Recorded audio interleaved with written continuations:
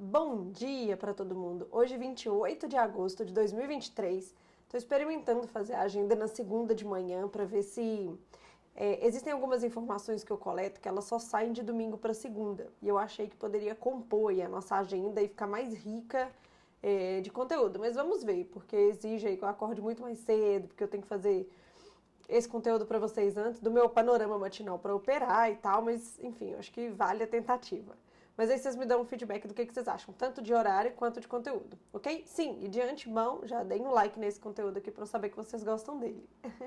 Mas vamos lá, minha gente, vamos para agenda da semana. Dá para ver? Dá. Como vocês podem ver aqui, hoje, como sempre, a gente tem o Boletim Focus. A gente vai ficar atento ao dia de hoje, principalmente em relação ao IPCA. E a Selic até o final desse ano e dos próximos anos. Por quê? O IPCA 15, na sexta-feira passada, ele surpreendeu o investidor negativamente. Ele veio muito mais alto do que o esperado, eu falei isso para vocês nos destaques da semana. Ele veio muito mais alto do que o esperado e não foi por causa de combustíveis, porque assim, o mercado achava que ele viria mais alto, ok, mas que seria proveniente aí da alta do valor do diesel e da gasolina, que a Petrobras fez há 2 semanas atrás, se eu não me engano, ou 1 semana atrás, que já ia parte disto, já ia se refletir nesse número apurado agora. Porém, a alta não veio disso. A alta, na verdade, veio de vários setores completamente diferentes, tanto que a difusão do indicador aumentou de 46 para quase 50, e isso assustou os investidores. Então, provavelmente, as expectativas da Selic e do IPCA, elas serão revisadas com esse dado de sexta-feira. Eu não sei se reflete nesse Boletim Focus, que ficou muito próximo, né? O indicador saiu na sexta e esse boletim vai ser divulgado hoje. Mas se não nesse, no próximo, com certeza já vai se refletir. Bom, fora isso, feriado no dia de hoje no Reino Unido, isso tira um pouco da liquidez dos mercados, tá? Não tanto quanto um feriado americano, mas de qualquer forma tira, porque os investidores do Reino Unido, eles investem muito fora do país. Então, sim, tira parte da liquidez, mas é menos do que um feriado americano, ok? Fora isto, nada demais no dia de hoje. Hoje vão ter 2 palestras aí do Roberto Campos Neto, presidente do Banco Central, uma no período da tarde e uma no período da noite. À tarde é um evento da Warren Brasil. Provavelmente os highlights vão sair para quem opera à tarde, deve gerar alguma volatilidade. E à noite já vai ser 7 da noite, o mercado já vai ter fechado, ok? Bom, terça-feira, amanhã, minha gente, atenção muito para essa semana. Por quê? Na fala do Powell, presidente do Banco Central americano, na sexta-feira, ele deixou muito claro que a condução da política monetária dos Estados Unidos vai ficar completamente dependente de indicadores de atividade, inflação e emprego. E essa semana nos Estados Unidos nós temos os 3. Então, assim, o mercado está com uma expectativa enorme em cima dessa semana e isso gera bastante volatilidade nos mercados. E esses indicadores já começam na terça-feira nos Estados Unidos com oferta de emprego JOLTS, tá? Que aí já é dado de emprego. Além disso, também sai confiança do consumidor e preço de imóveis, mas atenção ao JOLTS de terça-feira. Na quarta-feira, a gente vai ter o CPI, inflação ao consumidor da Alemanha, confiança do consumidor no Reino Unido. Nos Estados Unidos, mais dados de emprego, que é o ADP, que é a prévia do payroll. Vai sair também a segunda prévia do PIB. Vale lembrar, minha gente, vamos recapitular aqui. Quando saiu a primeira prévia do PIB dos Estados Unidos, o último dado que saiu, foi a partir dali que o DX começou a ganhar força, que as bolsas dos Estados Unidos enfraqueceram e desde então só indicadores fortes saem nos Estados Unidos, ou pelo menos em sua maioria. Tá? Então, o pessoal vai querer ver se vai haver uma correção desse indicador, porque agora vai sair a segunda prévia daquele número, tá? Ou se ele vai se manter firme e forte. Então, atenção à segunda prévia do PIB, porque foi exatamente este o ponto da última vez que esse dado saiu, que culminou aí no enfraquecimento das bolsas do mundo inteiro e no fortalecimento do dólar, tá? Além de dados aí do setor imobiliário, que vai sair vendas pendentes de moradia. Aqui no Brasil, a gente tem dados de inflação, o IGPM, que é considerada a inflação do aluguel, e dados de CAGED, isso na quarta-feira. E na China, minha gente, vai sair o PMI industrial e o PMI composto. Só um parêntese em relação à China aqui, ó. Eu até coloquei um highlight aqui embaixo, dá pra ver, né? Dá. Eu até coloquei um highlight aqui embaixo, que a China, nesse final de semana, ela reduziu pela metade os impostos sobre as transações do mercado de ações. E quando a gente vai olhar as bolsas hoje de manhã, as bolsas que já fecharam lá na Ásia, a gente vê que isso se refletiu positivamente, elas ficaram bastante positivas no dia de hoje.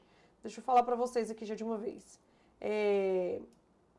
Aqui, ó, Shenzhen Composto fecha com mais de 1% de alta. Ó, Xangai e Shenzhen Composto fecham com mais de 1% de alta, que seriam as bolsas mais impactadas por esse benefício aí que o governo chinês trouxe para o mercado de ações de lá.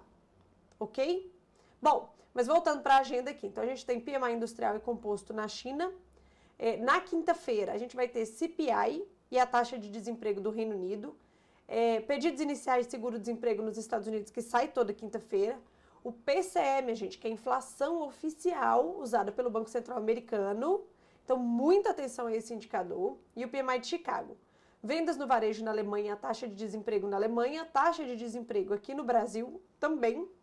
E a gente tem a PETAX do dólar. Eu queria até conferir, é na quinta-feira mesmo, porque teve relatório falando que era na sexta. Na quinta-feira mesmo a gente tem a briga da PETAX, tá?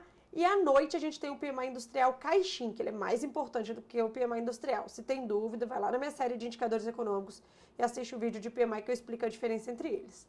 Sexta-feira, minha gente, a gente tem PMI industrial no Reino Unido, na zona do euro, na Alemanha, no Brasil, nos Estados Unidos. Ainda no Brasil vai sair o PIB e a produção industrial e nos Estados Unidos o payroll, o maior indicador de mercado de trabalho dos Estados Unidos. Então veja, a gente tem dados de emprego na terça, que é o JOLTS, na quarta, que é a ADP, pedidos iniciais de seguro-desemprego na quinta e o payroll na sexta.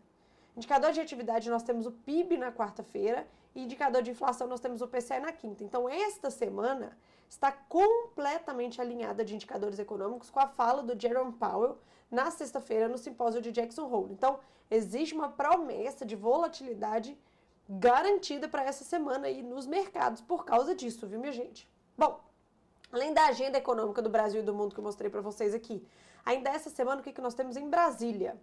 A votação da desoneração da folha de pagamento na Câmara, existe uma expectativa que essa votação vai ser amanhã.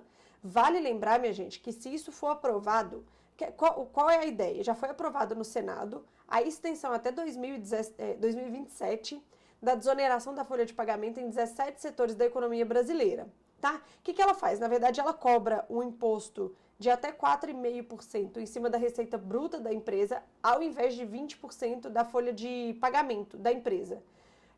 A ideia é que essa desoneração ela se estenda até 2027. Caso seja aprovada, é uma derrota para o governo. Tá? Por quê? Porque o Ministério da Fazenda conta com esta arrecadação, e aí há vários números de expectativa em relação a essa arrecadação. O BTG, por exemplo, acredita que isso é uma arrecadação de 11 bi. O Ministério da Fazenda acredita em 50 bi. O PT acredita em 60 bi. Mas fato é que é uma arrecadação que o governo está contando para que ele possa fechar suas contas. Tá? Então, se isso for aprovado, ou seja, se a extensão dessa desoneração até 2027 for aprovada na Câmara, já foi aprovada no Congresso, no Senado, for aprovada na Câmara, isto é uma derrota para o governo, na sua pauta econômica, ok?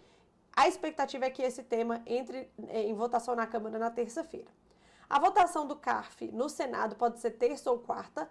Lembra que na semana passada ele foi aprovado no CAI, no Senado, na Comissão de Assuntos Econômicos, né? Que fica dentro do Senado. Pois bem, foi aprovada. Agora, ela precisa ser votada no Senado como um todo, tá? Isso pode ser na terça ou na quarta. Estão programados alguns debates de reforma tributária para esta semana. Esse final de semana, em evento em Guarujá, esse assunto deu muito o que falar, tá? E a gente vai ter que acompanhar esses debates da reforma tributária. Talvez ainda não faça preço, porque a votação é esperada para outubro ainda desse ano, mas a gente precisa acompanhar o desenrolar desse tema até outubro, até o dia da votação.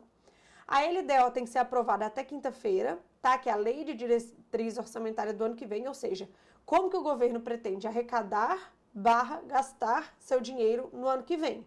Isso é muito importante, tá? A aprovação dessa LDO estava dependente aí da votação do arcabouço fiscal que foi na semana passada. Bom, hoje deve ser publicada uma medida provisória que para cobrar uma alíquota de 10% sobre a antecipação do imposto de renda dos fundos de investimento exclusivo, os onshore, tá? Lembrando que esse tema, ele compunha aí a MP lá do imposto de renda, era um jabuti, né? Que colocaram na MP do imposto de renda, da ampliação da faixa de desoneração do imposto de renda e do salário mínimo da semana passada. essa parte foi retirada para ser tratada em medida provisória própria. Pois bem, deve haver, então, a publicação dessa medida provisória. A ideia aqui, minha gente, tá dando para ver isso aqui, tá? Tá. A ideia aqui, minha gente, é que essa taxação passe a vigorar a partir do ano que vem ou do outro ano, se eu não me engano, mas que para aquelas pessoas que quiserem pagar antecipado, elas vão ter aí uma alíquota melhor, tá? A Câmara, há um discurso no mercado de que a Câmara pretende baixar esses 10% para 6%, porque 6 era o número deste projeto lá na época do governo Bolsonaro, que já tinha sido negociado com o mercado e etc., só que a votação não foi para frente, porque o Senado empacou essa votação desse tema na época do governo do Bolsonaro. Só que o número era 6 já negociado e não 10. Então há uma expectativa de que esse número aqui ainda caia para 6. Tá? Bom, outro tema de atenção aqui para o mercado de ações do Brasil, porque pode impactar a Petrobras. Sexta-feira, minha gente, começou um incêndio na terceira maior refinaria dos Estados Unidos, terceira maior refinaria de diesel dos Estados Unidos. Isso fez com que os preços do diesel subissem para patamares dos últimos 7 meses. Então, o preço do diesel está muito alto. A Petrobras, pelo Jean Paul Prats, que é o presidente, nesse final de semana, sinalizou que estão acompanhando, monitorando essa alta dos preços do diesel, mas se os preços do diesel não cederem, provavelmente a gente vai ter ajuste aqui no Brasil. Então, a gente vai ter que acompanhar esse assunto de perto. Por quê? Porque isso impacta na cotação da Petrobras, que está listada na nossa bolsa e tem um peso relevante, por isso que a gente tem que acompanhar de perto. E a questão da China eu já comentei aqui com vocês. Ok? Bom, então é isso, minha gente. Então, assim, semana recheada de indicadores críticos. Tem muito indicador, não é que tem um volume de indicadores gigantes, mas nós temos indicadores críticos toda semana. Brasília, temos pautas econômicas importantíssimas acontecendo por lá, que a gente vai ter que acompanhar de perto também. Então, eu desejo uma ótima semana para vocês. Hoje, vocês estão vendo que aparentemente não tem nada de indicador, então, para quem opera, cuidado com o dia de hoje.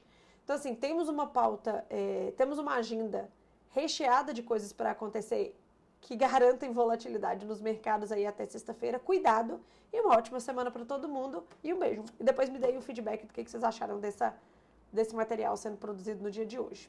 Ok? Beijo e boa semana. Tchau!